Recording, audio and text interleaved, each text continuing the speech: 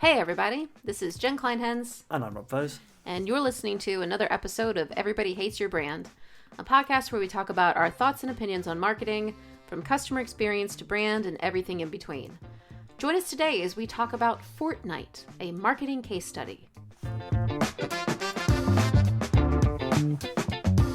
So yes, once again, on the cutting edge of pop culture, we're talking about a video game that was super popular in its pomp about 2-3 years ago, but it's still relevant today. We did some looking up before we came on the air. On the air? It's a podcast.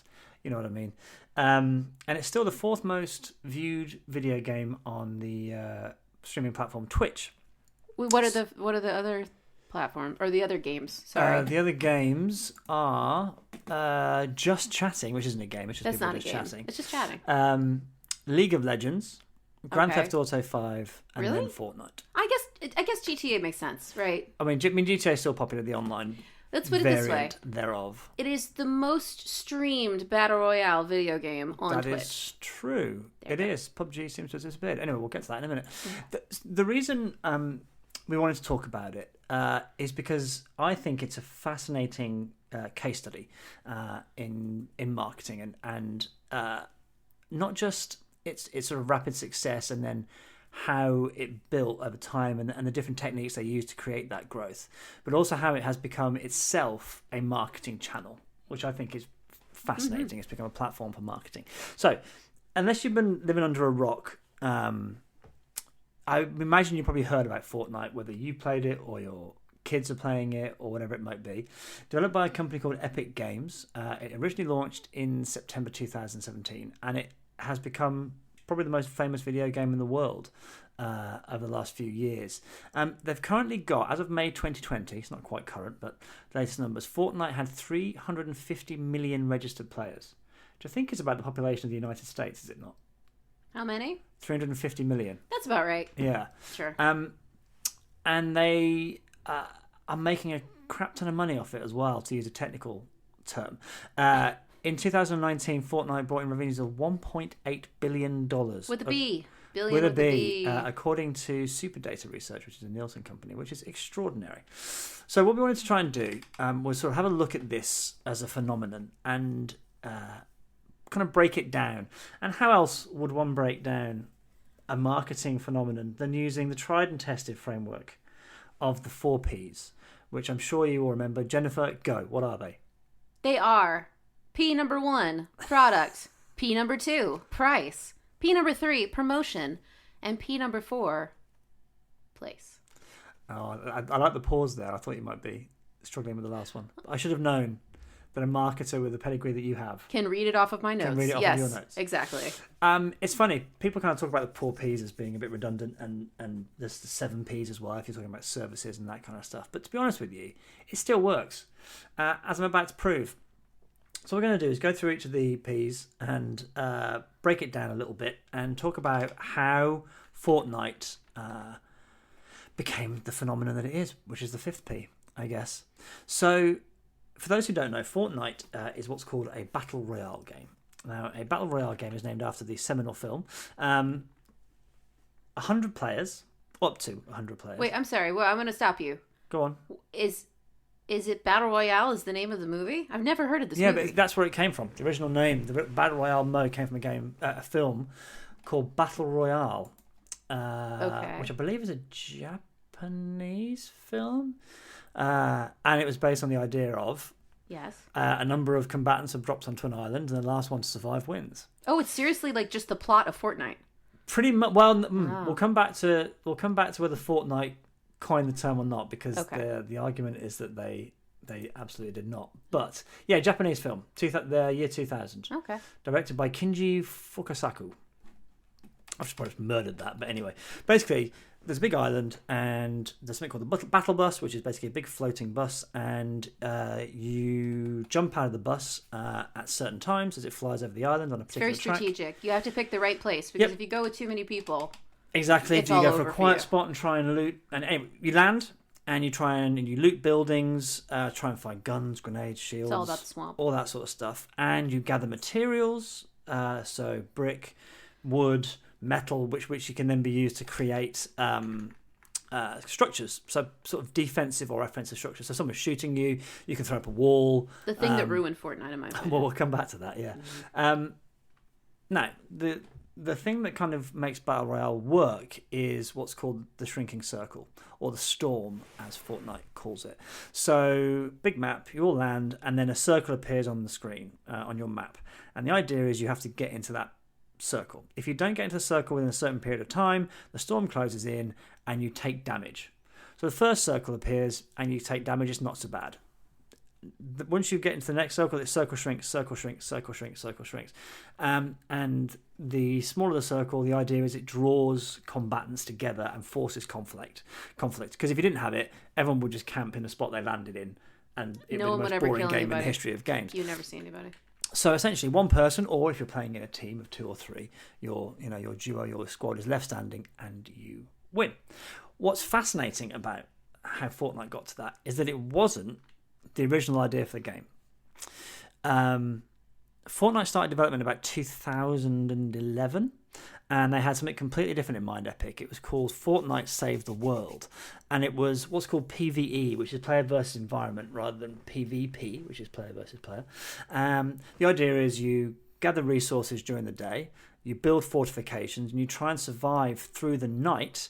And the kind of lore is that there's been a sudden appearance of a worldwide storm that causes 98% of the world's population to disappear, and they become kind of zombies. Husks, I think, is the name they call them, and they attack. The idea is daytime, resource gather, etc., build a fort, they attack, right? And that's where the name Fortnite comes from. It's kind of like a portmanteau of Fort and Night, and it went on sale, and I remember it going on sale because it'd be about 2017, 16, 17, and I was obviously ex-video games and were kind of interested in tracking it and what have you. And it didn't really set the world on fire. And this is where the first interesting thing that Fortnite did and a lesson that can be learned. At the same time, there was a game out called PlayerUnknown's Battleground. PlayerUnknown's being a guy called Brendan Green, who's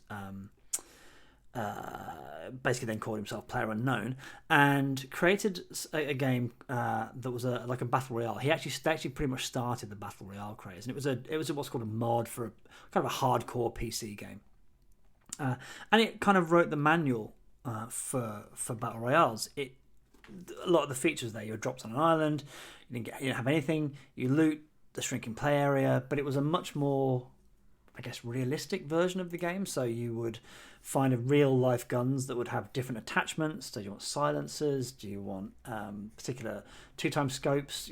Different scopes, different this, that, different the other. When you shot somebody, blood appeared, and it was real vehicles and needed fuel and all that sort of stuff. And what's fascinating is it had taken the world by storm, and it was doing great numbers for PC. It hadn't come out on console yet, but it was doing phenomenal numbers. And Epic were playing it and were loving it. So they did the first thing that's a real kind of lesson. They pivoted. Pivot comes up a lot in kind of tech world, which is you create an idea and it starts as something, and then you realize it's got a better use, and then you pivot to that new thing. And that's exactly what Epic did. Here's a famous pivot for you.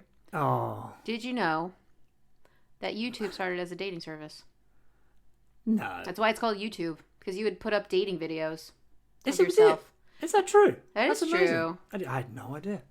Or Chat Roulette, that was a social media play, and then pivoted to become a playground for the sexually monstrous. That is a Silicon Valley reference. I would like everyone to know. Please go watch the show Silicon Valley. I love it.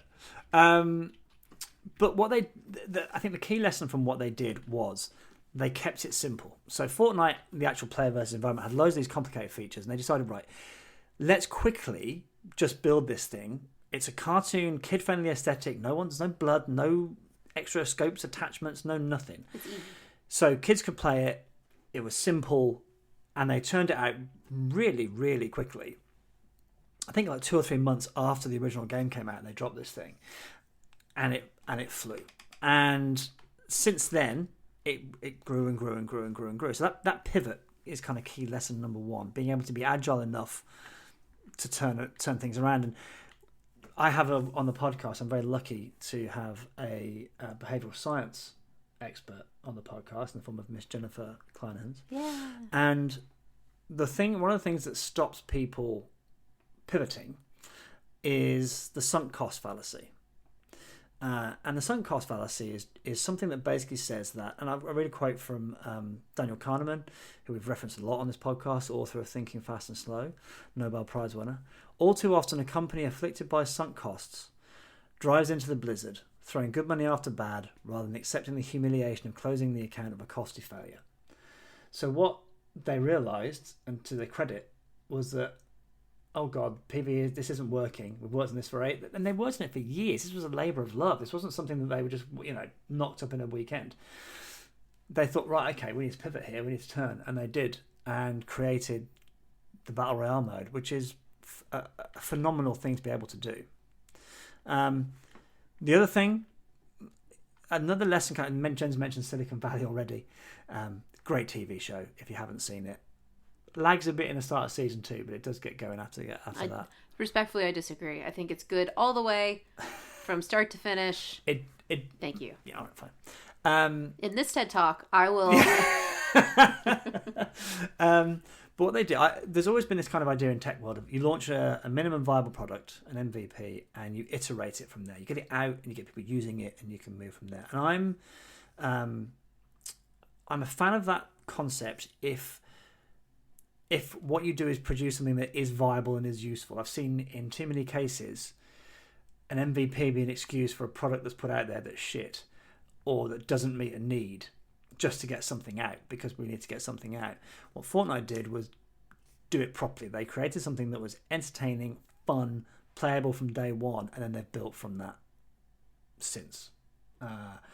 So I think lesson there, if you're going to build something, make sure it's decent from day one. It's actually perfect, but the core need it's meeting has to be met. And then the other element that I think has been phenomenal is they have constantly updated. So if you've got a game like Fortnite, the key is to keep people active, keep people playing. And they knew that once they launched and it grew to be a success, other people are going to jump on the bandwagon. And if you look at the juggernauts, the gaming world, the Call of Duties, they have Warzone now, and they originally Blackout was their version of it. But Fortnite has not stopped iterating. There have been new maps, new updates to the map, new weapons. They added in golf carts and planes and God knows what else. They have seasonal events, millions of new player skins, partnerships with brands which we've come to, a whole bunch of stuff that they've added in that keeps people interested, which is a real lesson again, I think. Are you, once you've got a product out there, are you constantly updating it? Are you improving it? Are you listening to what your customers are saying and churning out improvements?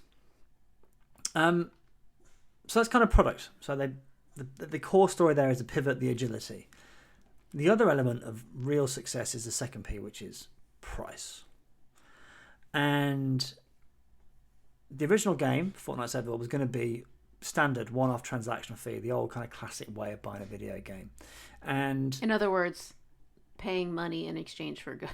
Yes, like the old-fashioned, way of paying for things. Absolutely. But there are different models within gaming, especially mobile gaming. A lot of it is free and then you pay microtransactions, or there are subscription models. Not many, but you think about like World of Warcraft, which is still doing decent numbers. The original idea was to bundle the Battle Royale inside that cost. So you'd have to pay to get access to it. And then they realised that about Fortnite, ironically, before they launched, that maybe that wasn't the best idea. And maybe if you were being cynical, you might say that was because they were pretty sure that Fortnite Save the World wasn't going to sell many. Because having worked in the video games industry, pre-orders are everything. And if people aren't pre-ordering your game, it's a pretty good sign that no one's going to buy it. So they changed their minds and they went free to play, and introduced their microtransactions and their currency called V-Bucks. Microtransactions, if you're a gamer, are a dirty word. Like crevice. That's a dirty word. Oh my God. Sorry, it's a Blackadder reference. usually they get messed up in two ways. One, they're paid to win, so i.e. a microtransaction gives you an advantage in the game against somebody else, which if you believe in sort of fairness and skill based, I guess skill being the main driver of who wins and who doesn't, you're kind of anti that. Or the worst one, and Activision, I'm an ex-employee, but I'm looking at you on this one. You've already paid full price. EA are bad at this as well. So you've already paid full price. So you pay 45 quid to buy a game, and then you've got to spend extra money on stuff in items, which, an old school gamer, back in the olden days, it was all in the game. Yeah, but I get it from a business perspective. From a CX perspective, it's terrible. But from a business perspective, it makes sense because you have like a one-off payment for something that like, you want to extract value from the same customers, don't you? So like the best way to do that is to have something for them to buy on an ongoing basis, right? But I mean, obviously, like the way you do it is really key, which is exactly what Fortnite got right. Because what Fortnite did was they said it's free to play, but the microtransactions are purely for cosmetic items. Yeah. So you can play Fortnite and be competitive and not spend a penny at all. I play Fortnite back when it sort of started in 2017, 2018. Won a couple of games. I don't like to brag. Did you win any, Jen? Yes, I won 2. There you go. So this was before everyone got we retired on top. This is before everyone got super good at the building aspect of the game, the resource management building part of it. To be honest, this is before people were getting like that good at the game. Yeah. We lucked out. But the point is, they did it in the right way. They didn't take the piss out of their customers and did it really well. And actually, in 2019, it's an average of $82 per Fortnite user, which seems really high to me. But that doesn't even count licensing. That doesn't count like that's spreads literally and clothes just and cosmetic stuff. Yeah. And then what they've done now is they've introduced some subscription things. They've introduced things called the Battle Pass. So I've seen Battle Passes everywhere now. So I'm still one of the people who plays Words with Friends, believe it or not. And you see it even in games like that, which is you pay a certain amount, and as you move through the game and progress, you unlock rewards. If you have the Battle Pass, you unlock more rewards faster than if you don't have it, essentially. Mm-hmm. But the key kind of lessons there, I think, again, a great behavioural economics point around friction. So in his book, Inside the Nudge Unit, which we've referenced a few times, a guy called David Halpern wrote, I love this quote, I've used this a million times.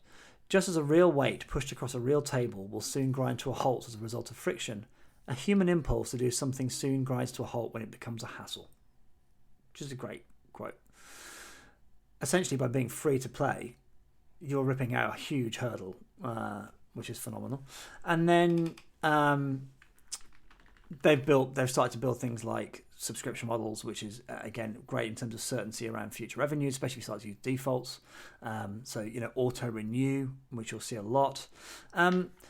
But the other kind of behavioural science stuff, and again, jump in here, Jen, if I'm saying anything nonsensical as the expert on this. Okay. But they use the idea of reciprocity. So reciprocity is simply, you scratch my back, I'll scratch yours.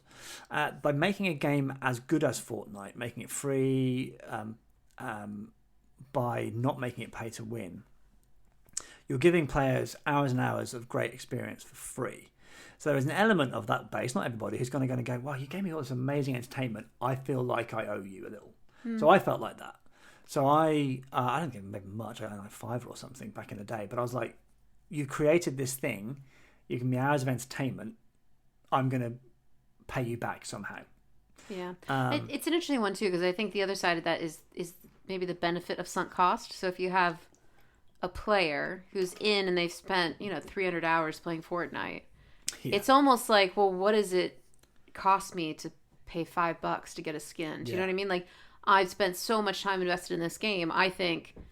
And I think part of it, too, is like signaling to other players. Because if you see complicated skins, things like that, if you see people in default skins, like, you're like, oh, this guy's, he's a newbie. Well, we'll come to that, because actually we'll talk about that now. It's one of the issues has been, one of the things we talk about here is, you just described it, loss aversion, the kind of fear of missing out. Like, I'm seeing people with these cool skins, and what are they missing out on in this instance, and especially with kids, it's kind of social currency. that you're scared of losing. So there was a report, I want to say in Polygon, but I could be wrong, which is a gaming website, where calling somebody a default, so referring, like you've got the default skin, you've not spent any money on skins, is now an insult outside of just being Fortnite. So like it's basically saying you're, the equivalent of, I don't know, it's just a way of taking the mickey out of somebody. You're like basic. You're basic. Yeah, you're basic, exactly. Your default. Your default skin. Absolutely. So that's kind of a dark side of Fortnite, I think. But I think that idea of, I need to keep up the Joneses. Oh my God, that's cool. But like if you're a streamer too, so I think that's something you should talk about. Is like when you start talking about what has really worked for Fortnite, is part of that I think is definitely streaming, and part of being a streamer is having like a unique look or like a signature. Or, something that you have that nobody else has, like things like that. So it's a way for people to kind of make themselves distinct, too. Absolutely. What you've done there is jumped ahead to promotion, Jennifer. I'm sorry. That's fine. We'll get but you're there. Absolutely right, and we'll come to streamers in a minute. But yeah, no, I think the skins thing is a really interesting one, right? Because I sort of proudly rock like the default skin when I play. Yeah. I think it's an interesting one that where there's a counterculture of like, I'm not going to spend a penny and I'm still going to destroy you. All of you young youngins. People. When I play Fortnite, I play OG. Now, the other thing they do, which is really good, so that idea of the battle pass and those earning rewards as you play. Mm-hmm. I'm going to quote somebody now, a woman called Jennifer Kleinehans, who's author of a book called Choice Hacking. Awesome. When she was talking about you in the third person, the goal gradient effect, which again we've mentioned on this podcast before, but to reiterate, the goal gradient effect states that as people get closer to a reward, they speed up their behaviour to get to their goal faster. In other words, people are motivated by how much is left to reach their target, not how far they've come. Yeah. So what they do brilliantly, Fortnite, is show you what's coming up and how close you are to the next XP and what you need to do to get there. And then the last thing around skins is scarcity. Restricting something supplies always makes. I mean, look, diamonds are abundant on Earth. De Beers restrict supply and make them the biggest scam. Biggest scam ever. Diamonds, anyway. But or again, the most genius marketing in history. It just depends how you think of it. True, and again, it ties back to the idea of loss aversion, of missing out, doesn't it? Scarcity, really. It's like, I need to get it in now. That's why Supreme is a brand. Like True. That's like everything Supreme does. It doesn't make any sense. Who needs a fire hydrant that says Supreme on it?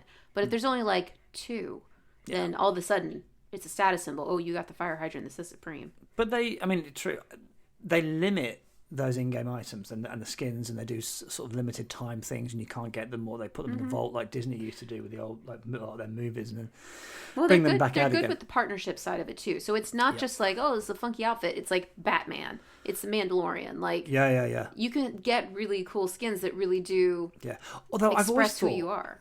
I've always thought, what if you get a cool skin like they did John Wick? Oh skins, yeah, that was a really popular. You better be good. Yeah. Like, you don't want to be rocking a John Wick skin and be trash at the game. But, I've always still thought look that. cool. It's like, but like, anyway. And also then, you come across another John Wick, how embarrassing. You all the same Spider-Man outfit. point at each other. So the kind of key points there, I think, That's a meme for you. That's your daily meme for this episode of Everybody Hates Your Brand. Just Google Spider-Man pointing at Spider-Man. Oh, God, yeah. But I think the key points there, so are you making the products frictionless as possible, and is that reflected in your pricing? Are we providing that positive value exchange? Yes. Are we asking too much? I also have that phrase I've used a million times. People respond when the gain in responding outweighs the risk, time, and effort, which is basically saying that you create a positive, frictionless experience. Make sure that if you're going to make it difficult for someone to get hold of something, make it bloody worth getting hold. The thing that they're getting hold of valuable. Have you got the right pricing model, and are you kind of using those behavioural science principles? And if you would like to learn how to apply those behavioural science principles, I know a certain somebody who sells amazing courses. And memberships. A frictionless membership. An annual all-access membership. What website do they need to go to? I heard that it's called choicehacking.com. I don't know if you've ever visited it, but I also heard it was... Okay. It must have been created by somebody very impressive and dashing. Yes, definitely. The next P we're going to talk about is place, so distribution, essentially. And if you read Byron Sharp's book, we've talked about it before, he talks about physical and mental availability. And physical availability obviously relates to place, which is how easy is it for category buyers to find and buy your brand. Epic have nailed this. So the game launched on PlayStation 4 and Xbox One before PUBG did, which was massive. It's now on pretty much any device. So PC, Switch, Nintendo Switch, Mac. iOS will come back to in a minute.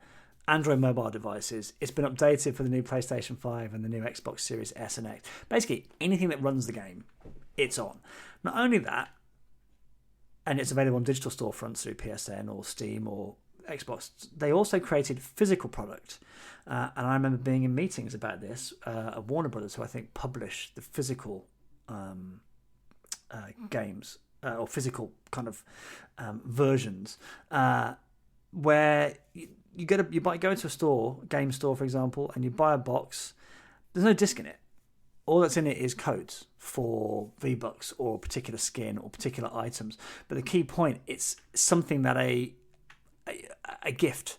You can go and wrap a gift. You know, if you're a parent or a grandparent, you can actually go and buy the thing and wrap it and give it to the person who's playing it. The other thing that they did amazingly well was something called crossplay. So back in the day, if you had a PlayStation, you play with other PlayStation players. If you had a Nintendo, vice versa, because you want people in that walled garden. And Epic, however, wanted to allow crossplay, which would mean that Xbox players could play with PlayStation players or Switch players or whatever it might be, and had so much kind of clout that they managed to get it done. But the popularity of Fortnite kind of forced their hand, and Sony was the main holdout. And eventually, that seal now is broken, and a lot of games are now crossplay. You know, Call of Duty Warzone. A lot of those games now you can play against people across different platforms, which is extraordinary. So the key kind of lessons there is: are you maximising your products or services' physical availability?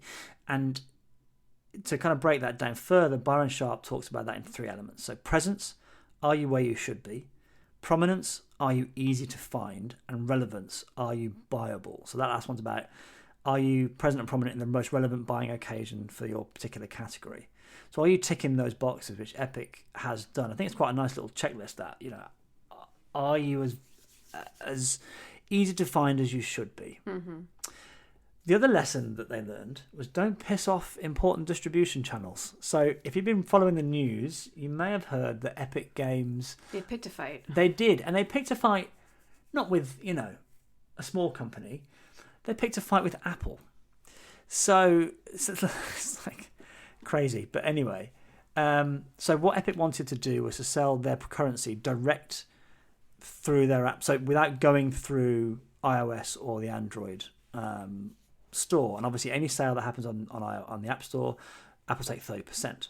Mm-hmm. Any transaction, so even in-game transactions. Even in-game transactions. Yeah. And basically, Fortnite said you're not getting 30% of everything that we make in the app. Well, they didn't want that, and what they did was they put in an option that they could buy the currency direct, and what that means is they could buy the currency cheaper because the 30% markup wasn't there, so they're getting more bang for their buck. Mm-hmm.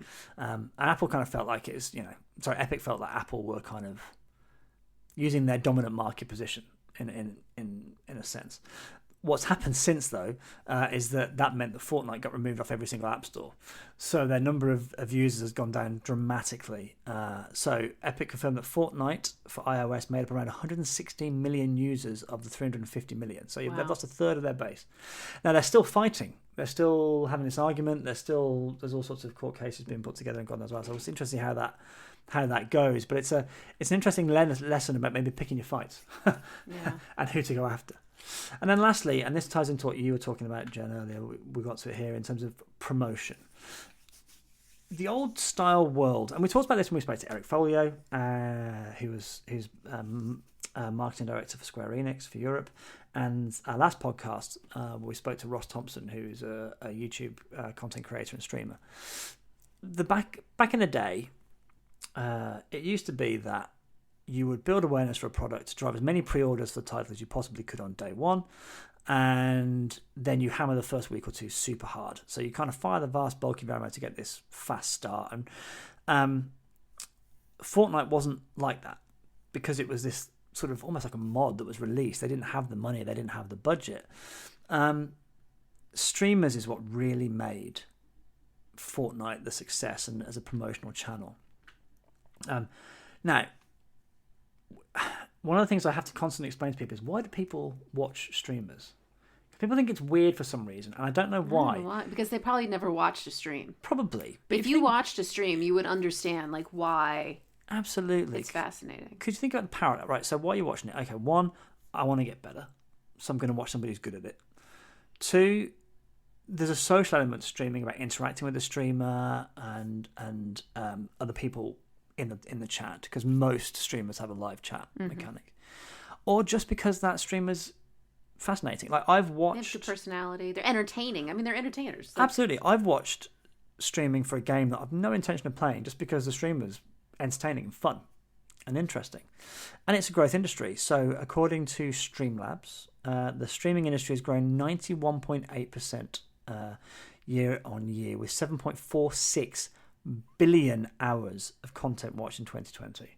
Yeah, people stream anything now, though. True, but games is kind of where it started. Yeah.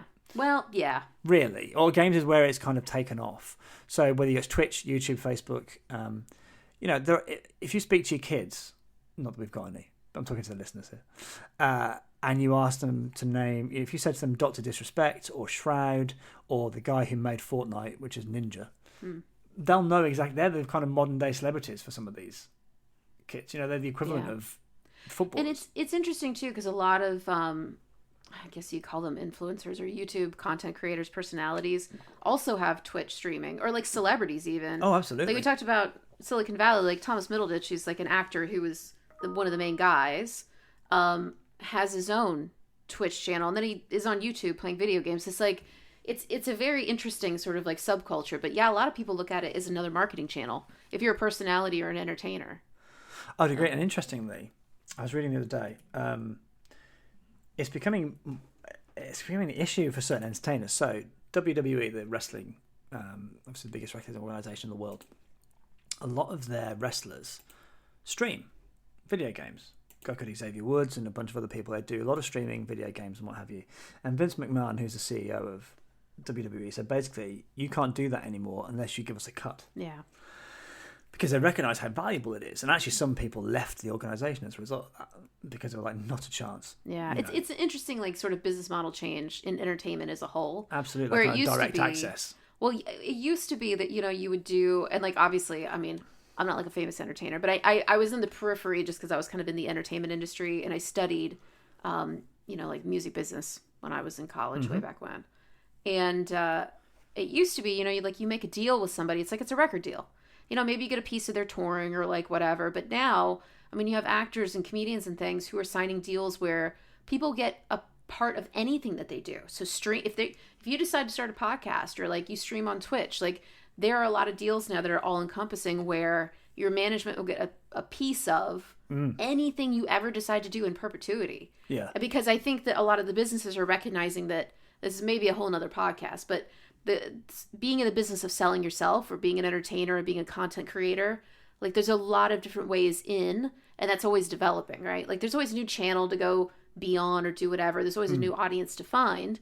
And rather than trying to predict the future, they're just sort of, writing in these like devil's claws about never getting a piece of you forever. Never underestimate music companies or agents, whatever it is, to squeeze every penny. Because, well, especially music. If you think about that industry, that they're as a record company, their revenue shares, or their no one's buying CDs anymore. Well, and Spotify doesn't pay a lot of money, and nobody's going to concerts because of where else the can stuff I get happening. But I mean, this is a good point. It's like this sort of like multi-channel revenue streams. Yeah. And they have to sort of protect their business as well. But, this is a whole other discussion. It's very fascinating. It's interesting. But the streaming, it's interesting. So according to CNBC, in September 2017, Fortnite made up less than 1% of the content produced by streaming channels. Fast forward to June 2018, and that number jumped to 49. So you could argue Fortnite did as much for streaming as streaming did for Fortnite. To a degree, it's still a big attraction. It's still highly watched, as I said earlier. It's a top 4 game, or top 3 game technically on Twitch, and it still pulls in these huge numbers. what's fascinating is streaming as a channel. If you're a brand, I think we talked about this with Eric, so I won't go into too much detail. But kind of Eric's view was, one, it's eyeballs, so it's get an awareness driver, if you like, a kind of equivalent of a TV or something like that. But to your point, Jen, about the idea of streamers as sort of tastemakers and influencers, that this person's playing this game and therefore I should play it and what have you, I think is a kind of core element as well. I think Eric was talking. Oh no, it wasn't Eric. It was Ross last week. Not last week. I haven't done a podcast for a couple of weeks. Last time we did a podcast, which was he was talking about that Spanish streamer that had 2 million. Yeah, in Fortnite. Because he they were waiting to announce his skin in Fortnite. Yeah, which is phenomenal. And then lastly, because we kind of, from a time perspective here, we'll try and wrap it up. We've kind of gone through the 4 Ps, and I think the kind of lesson there from other brands is think about streaming as a channel, but also how Fortnite has become a media channel in and of itself. Now, I'm a big fan of Bob Hoffman. I posted about this on LinkedIn the other day, who's a former creative director and a cantankerous old marketer, and I love cantankerous old marketers. And he has this theory that for advertising to be effective, it's not enough for it to be seen by a single person or even by many people. Someone has to know that everyone else has seen it too. So he talks about this idea of like the Super Bowl ad. I know that if they're watching football, they're seeing the same ads as I am. Consequently, I have reasonable confidence that my friends believe that Nike makes acceptable running shoes, Ford makes acceptable pickup trucks, and Coors make beers I don't have to feel weird about. So the idea of like collective experience, what helps build a brand. And we all know this, we've all heard the stories about TVs dying or dead, which I think is overhyped, but still, it is very true for younger audiences. So what can take its place? Well, I would posit that Fortnite could be considered a collective experience with which to drive awareness. And there are some extraordinary numbers. So Travis Scott, who I believe is a popular pop artist of the day. He's a rapper, but... Yeah. I was just listening to Led Zeppelin earlier, so that shows you. You may know him as Kylie Jenner's other half. Gotcha. He performed a... Well, sorry. Just to be clear, I understand they're no longer together. He is the father of her child, though, so... Sorry, I just want to make it very clear that I am up on all my Kardashian You news. really Thank are. you. I was listening to Led Zeppelin earlier today, so... So he performed a virtual tour in support of his 2018 album Astroworld, and the first performance was estimated to have drawn over 12.3 million players to watch, which is extraordinary. I went into it, and I hadn't been in Fortnite in a long time. I just wanted to see it, and they just kind of had, like a giant sort of Travis Barker like walking through Fortnite. It was cool. It's phenomenal. And they recently they did some Marvel themed season, and it had the Galactus event. So Galactus being a sort of cosmic level threat in the Marvel universe, had 15.3 million current players watching the final sort of battle with Galactus. And those kind of numbers bring in big brands. So there's an NFL, Marvel, Star Wars, Tenet. They actually screened the film Tenet in the game, or trailer for it, sorry.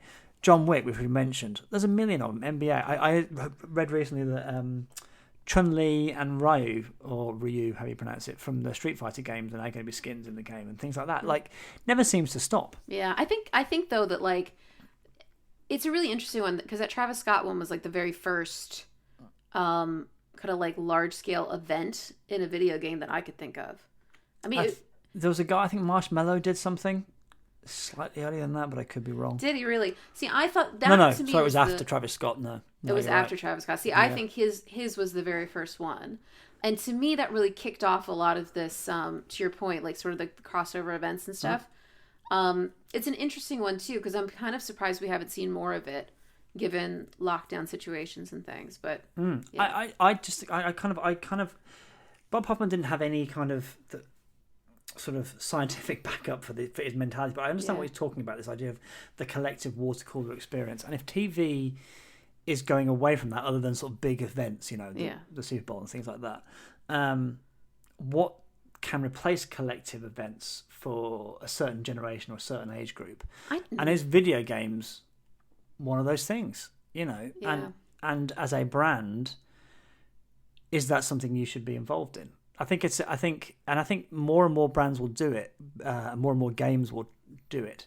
What we did see was a plethora of battle royale games kind of then come and go subsequently. Yeah. A lot of games who tried to jump on the battle royale. Every game had a battle royale for a while. Battlefield did it. Call of Duty obviously have done it a couple of times, and now their Warzone is kind of stuck. But and a few of those pretenders didn't really go anywhere. But I think the idea of a video game as a marketing platform, as a marketing channel for marketers to think about, is an interesting one. So, to wrap this up, I think Fortnite, why we're talking about it now, well, look, it's still popular. But the thing, I think that's a testament to it. It's had its peaks and troughs, but it's kept itself going. Still around, it's kept itself relevant. Pretty unique, really. It's phenomenal. Yeah. And it hasn't changed that much. If you think about it, in terms of it's been an evolutionary change. They had one big break from season 1 to season 2, but eventually the core mechanics were the same. Yeah. Call of Duty comes out every year. Battlefield comes out. They every get new year. maps and things, but really, it's about the same. It's a phenomenal success story, and I think they did some things probably by accident, some by design, but that I think really are lessons that marketers, whatever industry you're in, could take some interest in. Well, you did it. You wasted another perfectly good half an hour or so with Rob and Jen and the Everybody Hates Your Brand podcast. Again, you can find us on everybodyhatesyourbrand.com and your podcast platform of choice. Have a week. Take great care and be vigilant. And if you're playing Fortnite, good luck.